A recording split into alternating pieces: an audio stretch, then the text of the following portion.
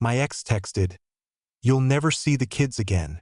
I replied, "Already handled." Then I revealed my private investigator had documented her and her new boyfriend's criminal record. Her lawyer called within hours, begging to work something out. I, 38, male, got the text that every separated parent has nightmares about. The one that makes your blood run cold and your vision go narrow. It was from my ex, Jennifer, and it consisted of 7 words that were meant to break me. "You'll never see the kids again." We'd been separated for 6 months. It was, I thought, mostly amicable. The cliché of growing apart was, for once, true. We were 2 people who had built a life and then realized we were living in separate wings of it. The plan was simple. Sell the house we'd shared for a decade, split the equity, and move on to a 50-50 custody arrangement for our kids, Elizabeth, 8, and David, 6. The first crack in the facade appeared 3 months ago. A neighbor, a kind older woman, mentioned seeing a man's truck parked in our driveway overnight whenever I was away for work. She thought I should know. I thanked her, my face a polite mask while inside. A switch flipped. It wasn't anger, not at first. It was a cold, quiet clarity, the kind you get when you realize you've been reading a book upside down. I didn't confront her. What was the point? It wouldn't be a conversation. It would be a performance. Tears from her, feigned indignation, accusations of me being controlling. I knew the script. I just wasn't interested in playing my part. Instead, I made a phone call. Not to a friend, not to my parents. I called a private investigator, a discreet firm that specialized in family law matters. I explained the situation calmly. I wanted to know who this man was. I needed to know if he was around my children. I wanted everything documented. Dates, times, photographs, especially photographs. His name was Robert. The PI's preliminary report came back within a week, and that's when the second crack appeared. This one, a chasm. Robert wasn't just some new boyfriend. Robert had a record. 2 DUIs, a charge for petty theft from his early 20s, and an assault charge that was pleaded down to disorderly conduct. He was, on paper, a mess, and he had been sleeping in my house, eating at my dinner table, and, the report confirmed with a soul-crushing photograph, playing catch with my son in the backyard. Still, I waited. I let her think she was in control. We had our real estate agent list the house. We discussed staging. We talked about the kids' upcoming school year. All the while, the PI's file on my desk grew thicker. The trigger was the offer on the house, a good one, over asking. It meant things were about to get real. I sent her a polite email suggesting we meet with our lawyers to finalize the 50-50th split we'd discussed. She called me an hour later, her voice tight. "What's this about lawyers?" she asked. "It's just the next step, Jennifer," I said calmly. "They'll need to draft the formal agreements for the house sale and the custody arrangement. And they'll want a list of assets, won't they? You're going to sit there and nickel and dime me over furniture." The panic in her voice was unmistakable. She had already moved a number of big-ticket items to her new place. "It's just procedure," I said, my voice maddeningly even. "They just need to account for everything to ensure the split is fair." Her response was a choked sound, and then she hung up. I knew I had cornered her, not by accusing, but by simply following the rules. 2 hours later, my phone buzzed with the text, the one designed to be her ultimate trump card. "You'll never see the kids again." My thumbs hovered over the screen. All the pain of the last few months, the quiet betrayal, the violation of my home. It didn't erupt, coalesced. It became fuel. I texted back, "Already handled." Then I opened my email. I attached the PI's preliminary report, just the summary page with Robert's full name, date of birth, and the list of his criminal charges. I sent it to her with a CC to her lawyer, whose contact information I had from the house sale paperwork. The subject line was simple: custody of Elizabeth and David. The body of the email was even simpler. "I believe this information will be pertinent to any custody discussions moving forward. I will be seeking temporary sole custody until this can be resolved. My lawyer will be in touch." I didn't have to wait for my lawyer. Her lawyer called me directly within 3 hours. He sounded flustered. "Michael," he said, his voice strained. "I think we've gotten off on the wrong foot here. My client is very emotional. I'm sure we can work something out." I let the silence hang for a moment before I replied, "I'm sure we can." After that initial, flustered call from Jennifer's lawyer, I informed him that all future communication must go through my attorney. He tried one last direct appeal, but I held firm. The frantic energy was their problem, not mine. Jennifer, however, doesn't respect boundaries. The text started an hour later. A barrage of them.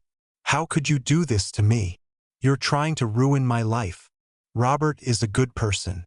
Those things were years ago. You're a monster. The kids are asking for me. They need me." I read them, each one a small confirmation that I had done the right thing. This wasn't the behavior of a rational co-parent. It was the frantic thrashing of someone whose narrative had been punctured. I didn't reply. I just forwarded screenshots to my lawyer. Then came the voicemails. Robert's was first. It was a masterpiece of veiled intimidation, the kind of talk that's hard to prosecute but easy to understand. "Listen," his voice began, slick and low. "I heard what you're trying to pull. You need to be careful. People who poke their noses into other people's pasts can find themselves in some real trouble. It would be a shame if something unfortunate were to derail this nice, quiet life you've got." I saved the audio file, labeled it Robert Voicemail Threat 1, and sent it to my lawyer. Jennifer's voicemails were different. They cycled through rage, tears, and pleading.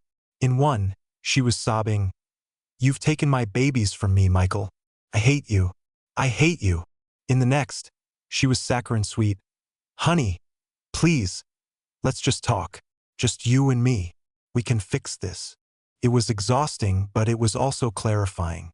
I was the villain in her story because I refused to be the victim in mine. The hardest part was the quiet. After dropping the kids at my parents' for the weekend to shield them from this, my small apartment felt cavernous. I walked past the spare room, their room, and saw the Legos waiting on the floor and Elizabeth's drawing of our family. A smiling stick figure, me, her, and David, taped to the wall. That's when the cold resolve cracked. Just for a moment, a wave of profound sadness washed over me. This wasn't a game. This was a rescue mission. The pain was a compass needle, and it was pointing me forward. On Monday morning, my lawyer and I had a conference call. He was all business.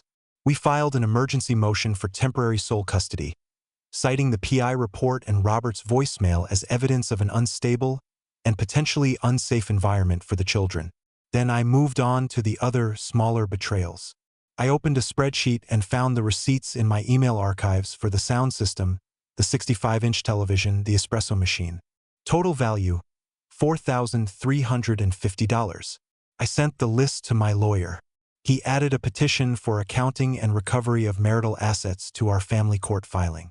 It was a formal legal demand for the return of the items or full compensation from her share of the house proceeds.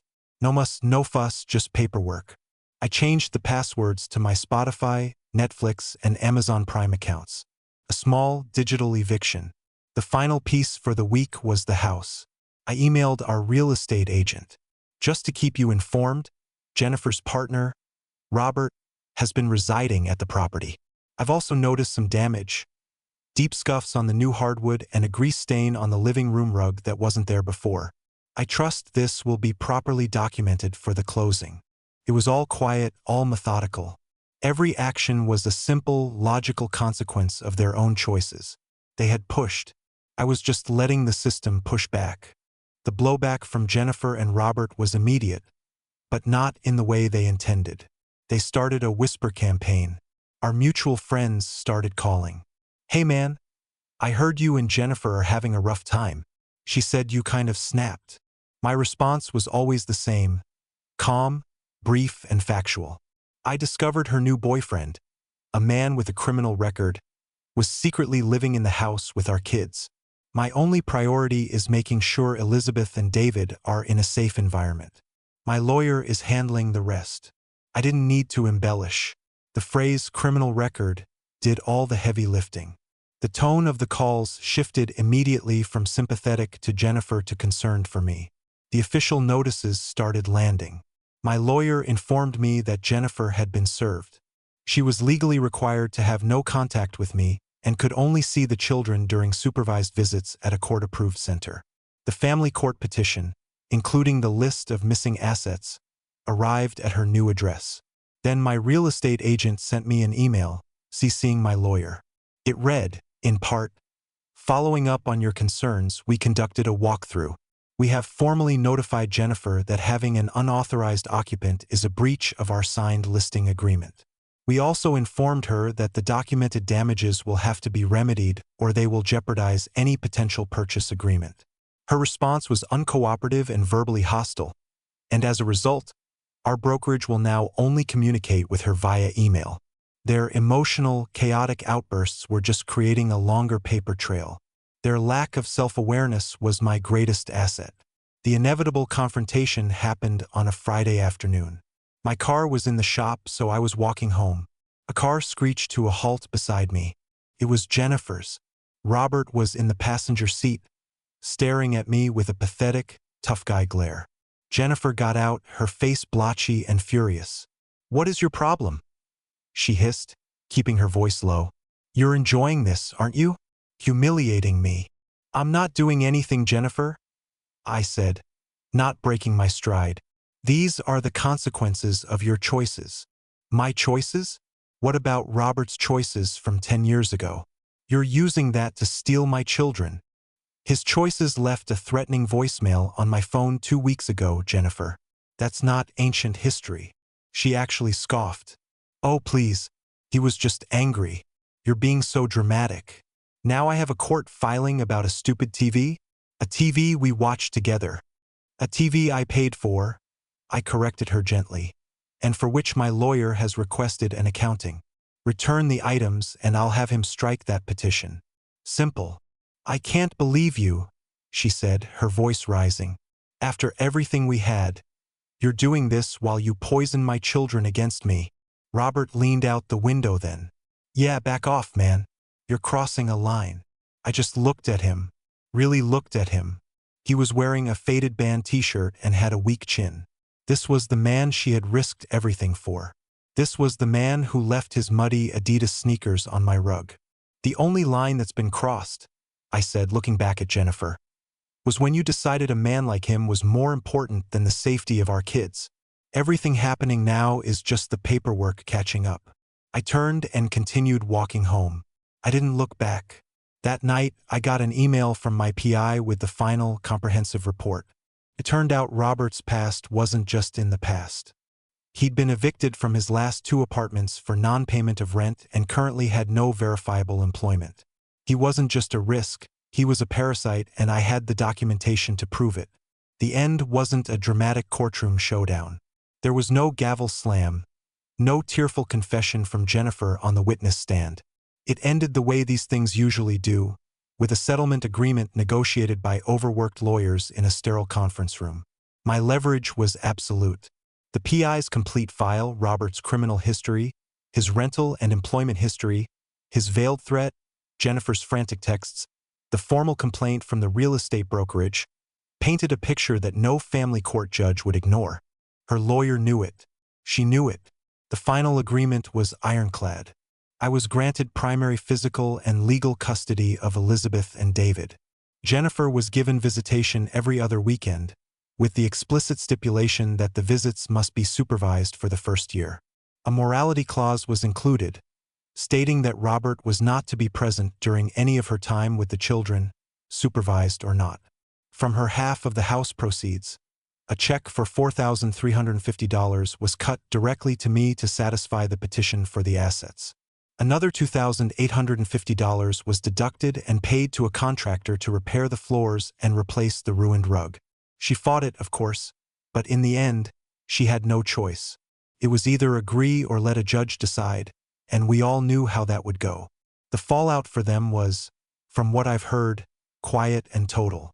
Their relationship, built on a foundation of deceit and poor impulse control, crumbled under the weight of legal fees, financial strain, and social isolation. Our mutual friends had all sided with me, not because I asked them to, but because Jennifer and Robert's narrative made no sense. They sounded unhinged, while I just sounded like a worried father. A friend told me a few months ago that Robert was gone. He'd packed his truck in the middle of the night and left. Jennifer apparently had told people he couldn't handle the stress. I had put them under. She and I don't speak. We communicate through a co-parenting app for scheduling her visits. Her messages are clipped, bitter. She has never once admitted fault. In her version of events, she is the eternal victim, and I am the calculating villain who stole her perfect life. It's better that way. Her acceptance was never the goal. The safety and stability of my children was, and they are thriving. Elizabeth is excelling in her art class, and David has scored 3 goals in his soccer league. Our new house is smaller than the old one, but it's filled with laughter. There's no tension, no secrets, just us. Sometimes, late at night after the kids are asleep, I'll think about that first text. You'll never see the kids again. It was meant to be a kill shot, a threat designed to shatter my world. But all it did was show me exactly what I had to protect them from. My response wasn't about revenge. It was about restoration. I didn't burn her life down. I just stood back and handed her the matches she'd been playing with the entire time. And I let the consequences do the rest.